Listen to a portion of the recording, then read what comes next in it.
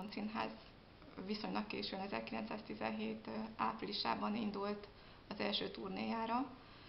Valóban ez egy kicsit késői időpont.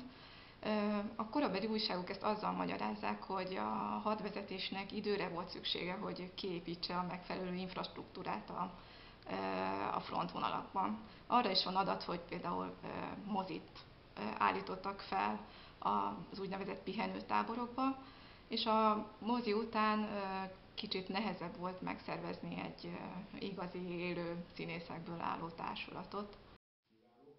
Másrészt hát a műnek a kiállítása, tehát vagyonokat költöttek a ruhára. Az emberek szórakozni akarnak bárhol, bármikor, sőt minél nagyobb a halálveszély, vagy a kilátástalanság, egy hadifogolytából tök kilátástalan, egyik nap olyan, mint a másik.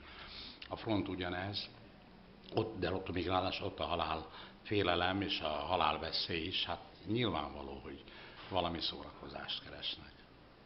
Szerzett hosszabb tanulmányírás, hát csak valamilyen részt mondtam ebből, tehát csak azt akarom mondani. Mi volt a Csárdás királynő titka?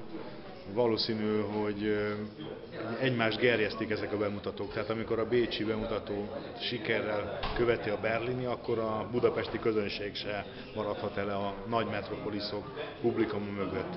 Aztán nagyon jó volt a zenéje. Volt benne keringő, volt benne csárdás, volt benne komikusabb számok, boszorkányosan táncoltak a színészek, tehát egy olyan ez az operett világ, ami elkápráztatja az embereket. Mai musicalekhez a szuperprodukciókhoz lehetne hasonlítani.